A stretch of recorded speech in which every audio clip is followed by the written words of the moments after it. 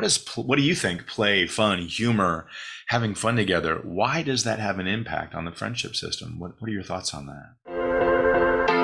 Welcome to the Kickass Couples Podcast. This is the place where we help committed couples who want to level up their marriage experience newfound clarity, hope, and confidence. We're Matthew and Kim, co-hosts and husband and wife. In 26 years together, we've seen a lot and never thought it could be as good as it is right now. We're here to help you successfully navigate the messy, dirty, and wonderful world of marriage. We believe all couples deserve and are capable of experiencing an extraordinary and fulfilling marriage. And each week, we're bringing you life lessons from real-life successful couples to help you grow and strengthen your relationship.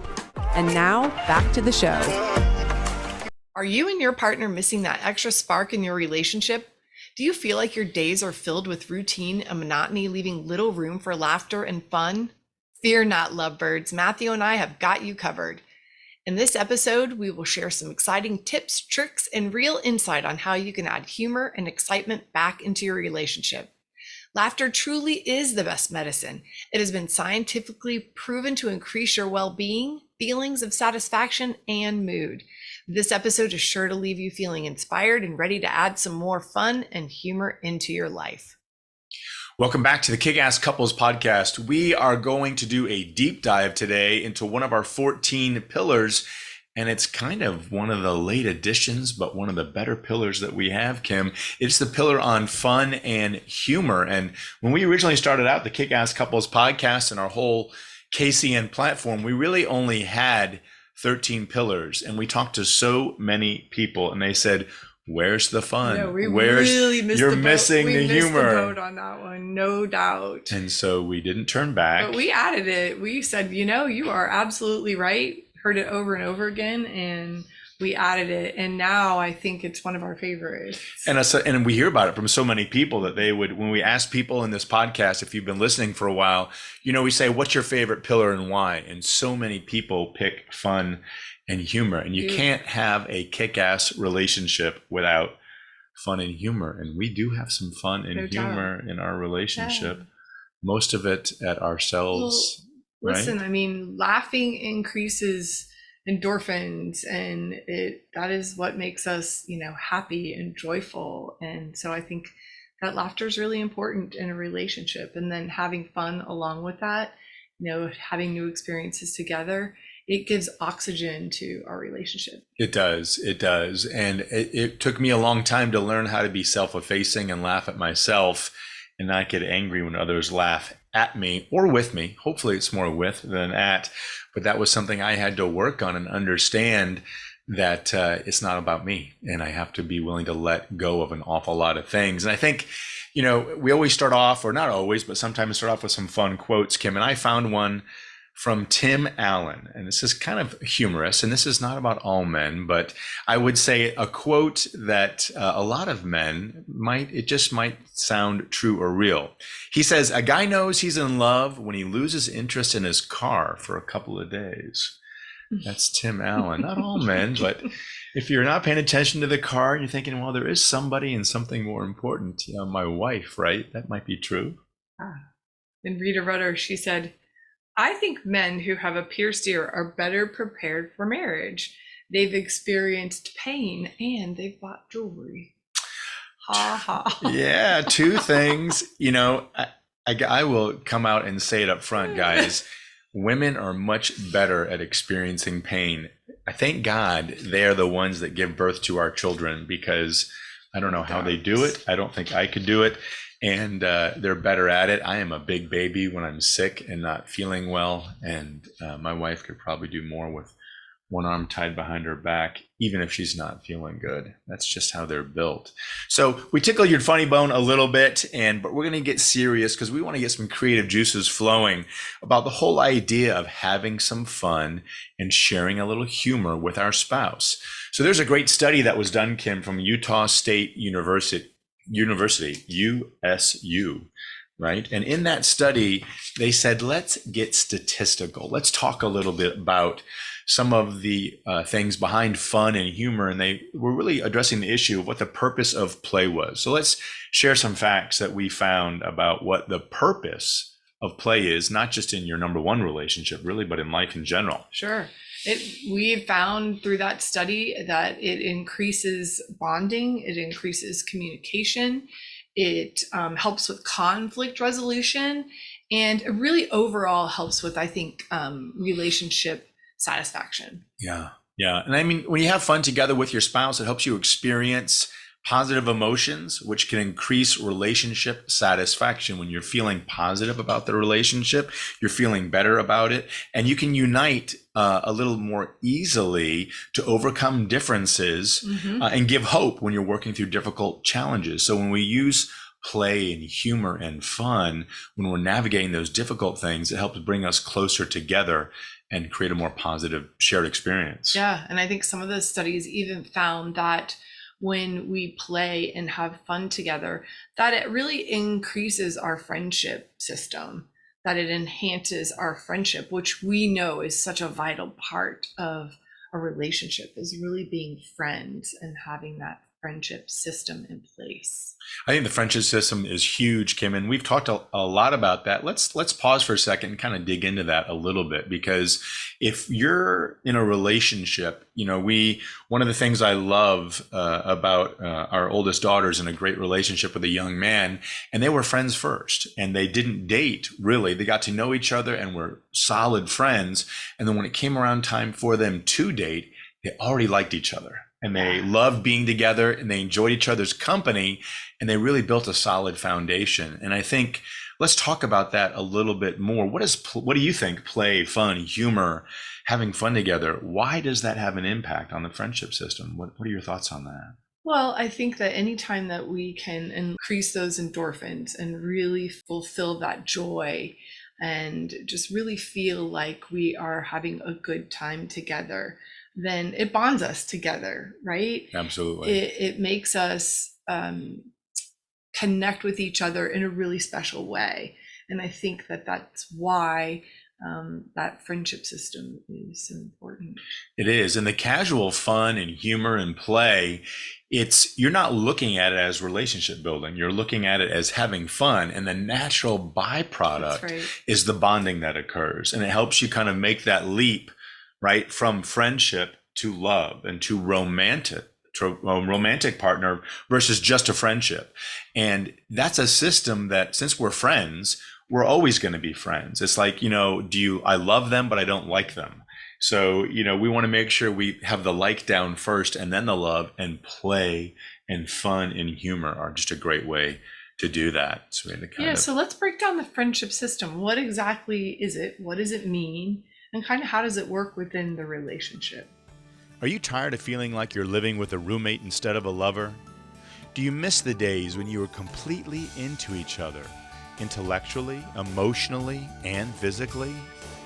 The truth is, many couples are struggling behind closed doors. Putting on a brave face for the rest of the world is exhausting. If you want to get back your joy, return to thriving, and take pleasure in your marriage, then Kickass Couples Coaching and Matthew P. Hoffman are here to help. Join us alone or with your partner and start taking steps towards overcoming the pain-filled obstacles and improving your relationship right now. For a limited time, we're offering a free relationship assessment call. Go to MatthewPHoffman.com/coaching to book your free call now, so you can start making real changes in your most important relationship today. Yeah, that's a good thing to talk about. So the friendship system in any relationship is really, how are you relating to each other? What are you doing with each other? And can you count on them? Do you want to seek their advice and counsel? Do you want to share your hopes, your dreams with them? When you have a concern or something great happens, is your partner, your spouse, the first person you think of sharing it with, because you have that bond with them? Right. Because and that sense of security, right? I feel safe in my space with you, that I can come to you and share all these things with you. and you are going to really listen to me, and you're going to respond in a positive way, and you're actually going to be interested in me, which is a really big part of it. Yeah, knowing that you have a friend in somebody and that they're excited to hear you. It's not the rolling of the eyes and, oh, are we back on that again? I want to hear more. Right. Tell me about that. Yeah. And so love mapping, I think the Gottmans have kind of have that term that they use as a part of the friendship system. And I think that's a huge way of building that friendship system, talking about our hopes and dreams, sharing stories with each other. It means that maybe we've had an intimate moment and we're going to just stay up in bed and talk and tell each other about, what's really on our hearts and what is really we're feeling deep down within our soul.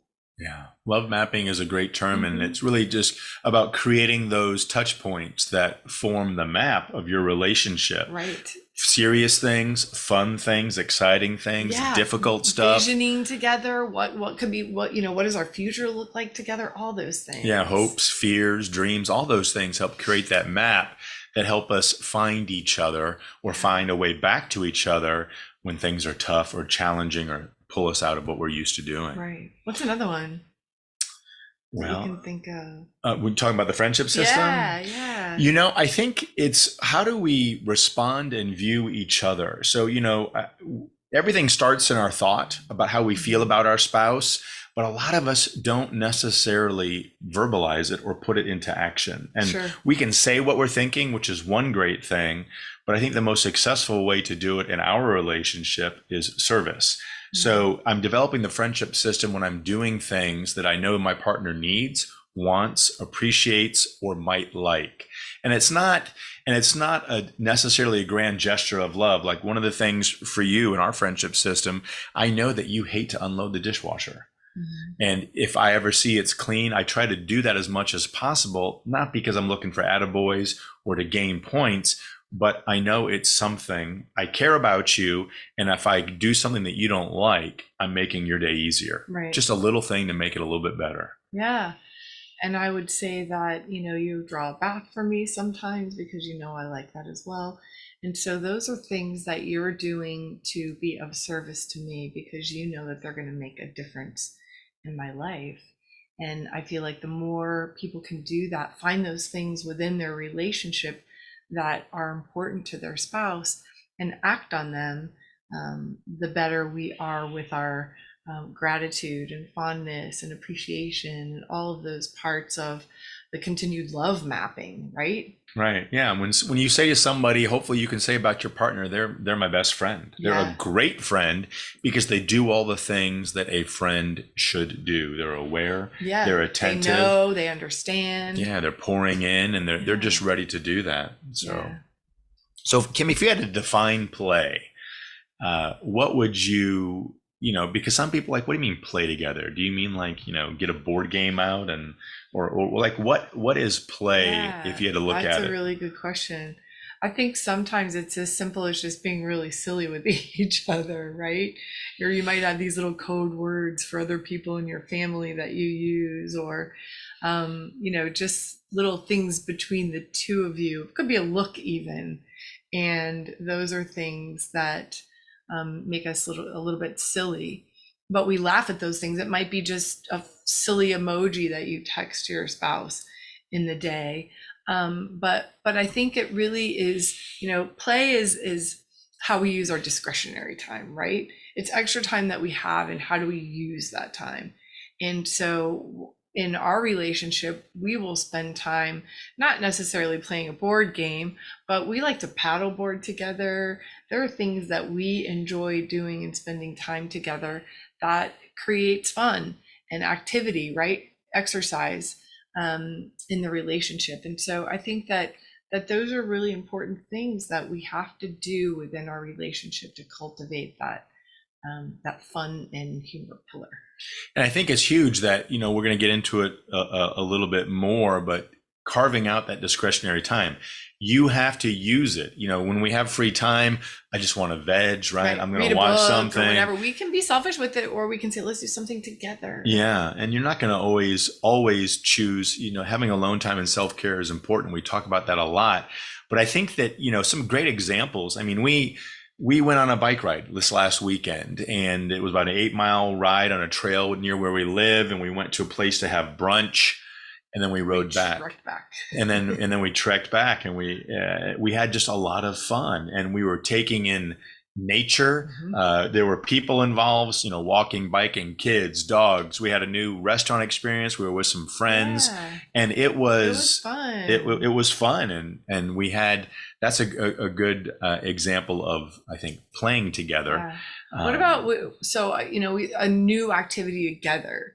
Really discovering something new, trying something new together, I think is a really great way to have fun together. And maybe you try it and it's not for you, but maybe you try it and you go, oh my gosh, we love this. For instance, we did line dancing, and we had never been to, a country western bar and done line dancing before. We'd always threatened to do it, but never had done it. And we did it, and we had such a great time. And we're going to go back and again. We learned it together. Neither of us knew what we were doing. We could laugh at each other. Well, the truth is, you're a trained dancer. You grew up ballet and jazz and lyrical dancing and all this other stuff. And I just like to have fun on the dance floor. So I'm not as methodical or good, but we weren't the worst, and we certainly weren't the best. It was a good time. But we found an activity that we had fun, and we laughed at ourselves. It was great people watching. It was. And we definitely got to connect during that. But for people that are out there, it could be, that are listening, it could be, a dinner out at a fun new restaurant, right? Just something fun, listening to live music somewhere, going to a concert.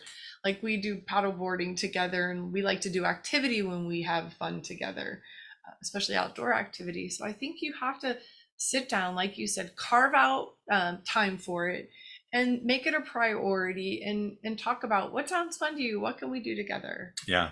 So Kim, what are some of the enablers? If people say, okay, if we want to do this, what are some of the things that we should keep in mind, or so that they can do it? What are some of the required elements? That's a great point, because sometimes we have to have a budget for it, right? Because sometimes having fun together can cost a little bit of money, and it doesn't have to, but in some instances, like if we want to go to a concert together or do something, it could involve an expense. So budgeting for it, I think, is important. You hit the nail on the head when you said carve out time.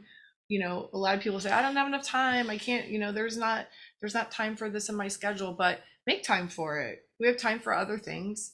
Make time for fun and humor. I think there's nothing wrong with saying we're going to carve out fun time. Yeah. And schedule it. And it's not, and it's put it on the calendar. And even though fun time is not doing a honeydew list. That's not fun. No, it's not.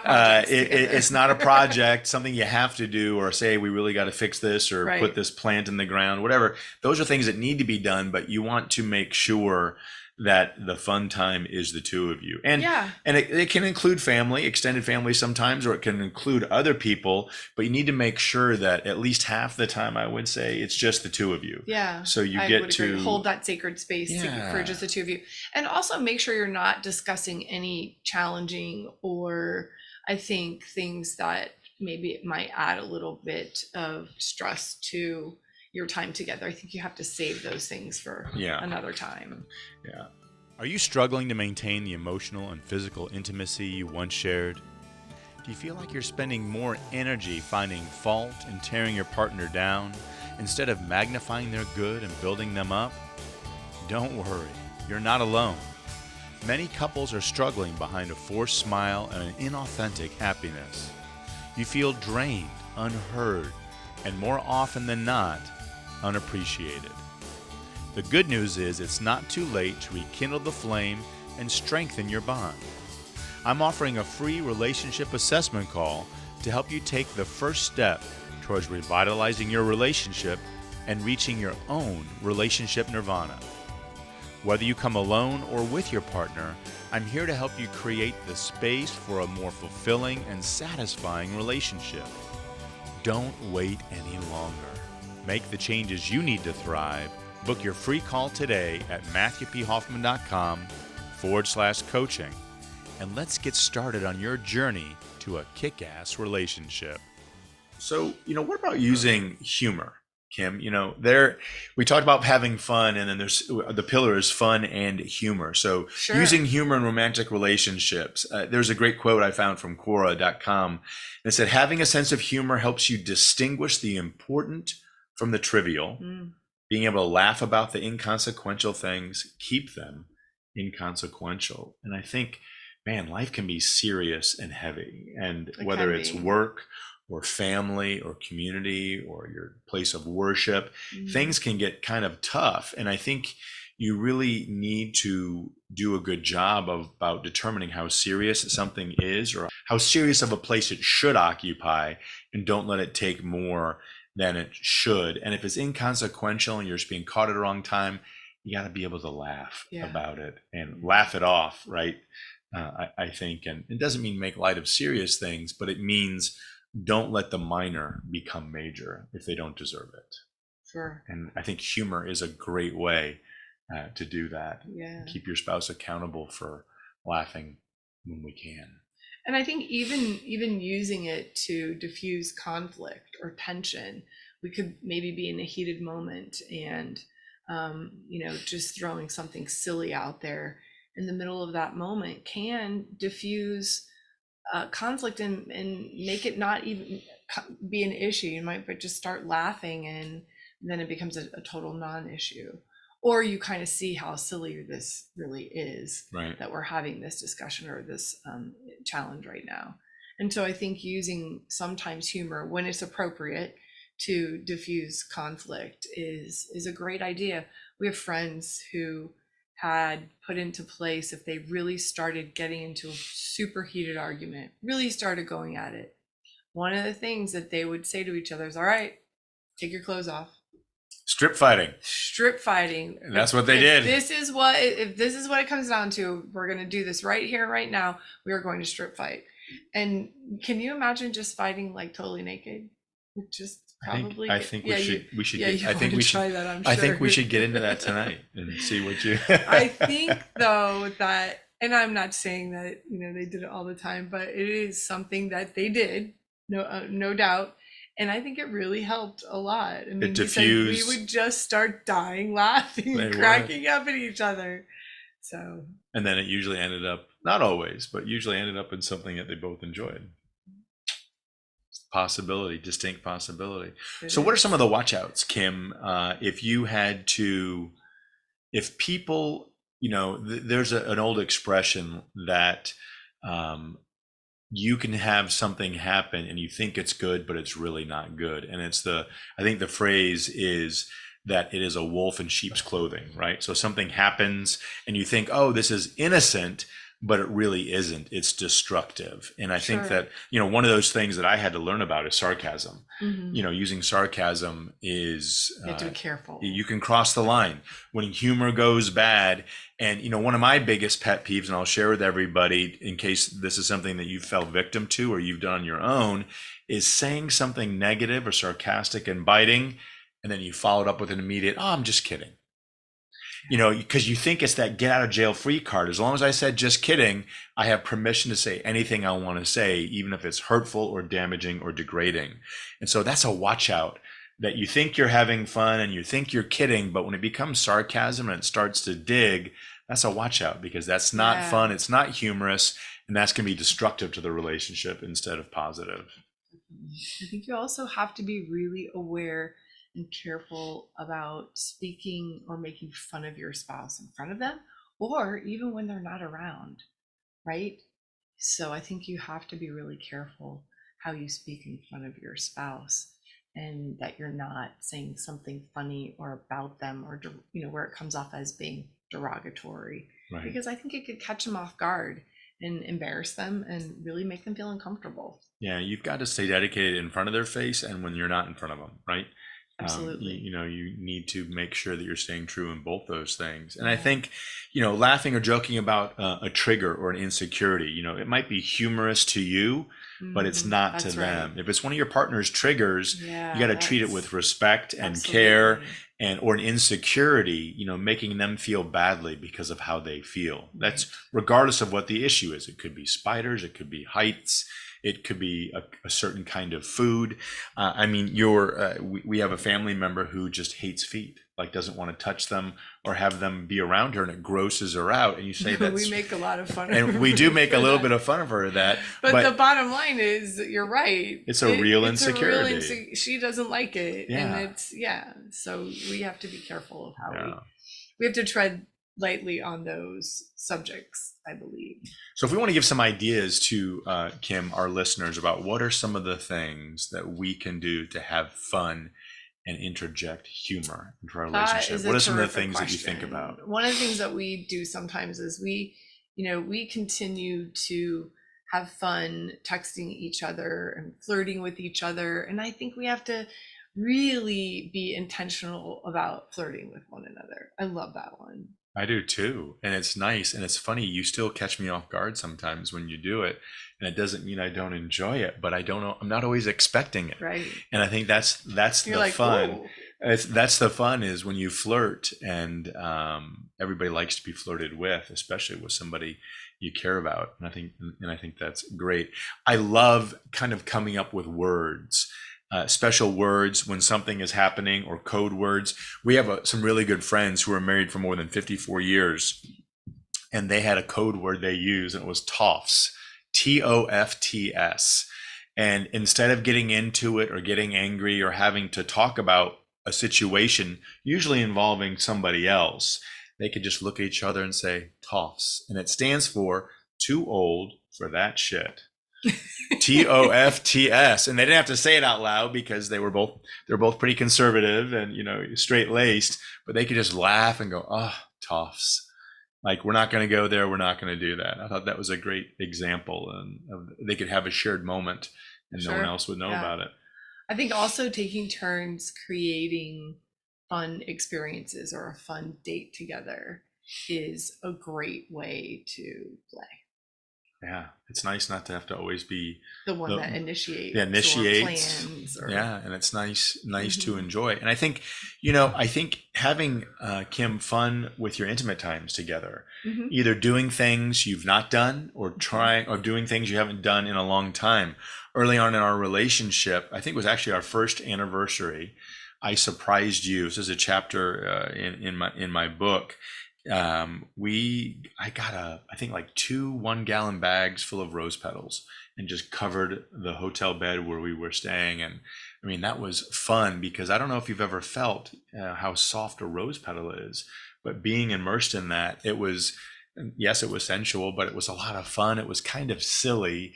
I think the first time we were both a little leery of it, but it's something that we've done again, and it's fun and it's different. It kind of brings back that spark to some of those times. Yeah, I think you have to be adventurous in that regard, and it's important to add that little bit of fun or spice into your romantic life as well. Yeah. And something that we've done with our kids that I think that you could certainly institute with couples is our yes days. And we just had a yes day for my son who turned 14, our youngest. And it's basically almost everything he wanted to do in a day, we did it. And it's yes, the answer is yes. And I think, when was the last time you ever had a yes day for your spouse? For your spouse, where you said, hey, what are all the things you want to do today? And if it's physically, humanly, financially possible, I'm in. We're doing it. We're going to say yes. And that's kind of a treat to have fun and approach stuff like that.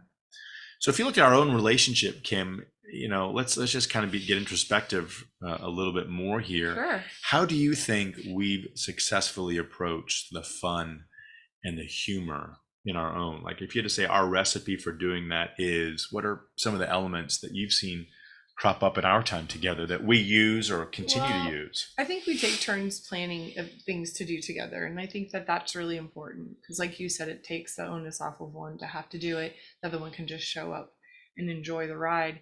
But we love to go to concerts together. We like to spend a weekend away doing fun things together. And so I think we really take the time, like you said, to calendar things, to plan that fun and active time together. And, I think that we're willing to explore new ideas with each other, go downtown and kind of utilize our downtown and what's happening there during night and nightlife. And so I feel like we do a good job of trying to bring different things into play to have fun and to bring a lot of joy to our relationship. Yeah. It's like any of our pillars that we talk about, this is just one of the 14. It's work, but it's fun work because you get to experience it. One of the things that Kim and I did this summer is our goal, and as we work together, is to quarterly at least have a night away, or it could be a long weekend. It might be just one night where the two of us get to go do something, just the two of us, with no responsibility for dogs, kids, home. And this summer, we took the train in to Boston from where we are in Maine, living and working for the summer. And it was fun to be on the train. We sat in business class, which was not expensive, but you have a beverage and something to eat if you want, and you have internet, and it's a fun seat, and it's a carefree ride. And we went to a concert together, which is one of the things we talked about liking to do. And it was the Yacht Rock Review, and we got to go have fun and sing songs till we lost our voices. We toured around the parks of Boston and saw a lot of the natural places there. So adventurous, exploring, and dedicated time together, doing intentional things, but also doing nothing and just being able to spend time together. It's such a great recharge, and it bonds us. It brings us more closely together. We have the conversations, and we have so much fun kind of enjoying it. So we just want to give you all some ideas about how you can approach this pillar in your own relationship and things you might do to deepen it and make it more intentional, and make sure that you're weaving it into really all the other things and opportunities that you have with your partner. Yeah, I think it really is a key ingredient to creating that stronger connection and bond and really elevating that intimacy in your relationship. So go out there and have some fun and put some humor into your lives and relationship. Yeah, no doubt. And remember that happily ever after, guys, does not just happen. It's on purpose. That's all we've got for this episode of the Kickass Couples Podcast. If you like the content of this show, you'll love Matthew's newly released book, Kickass Husband, Winning at Life, Marriage, and Sex. To receive a digital mini book of quotes and images from the book, all you have to do is rate this show and leave a review in Apple Podcasts, Spotify, or wherever you tune in to listen. Then email us a screenshot of your review at podcast@kickasscouplespodcast.com, and we'll get it over to you right away. Until next time, remember, happily ever after doesn't just happen, it's on purpose.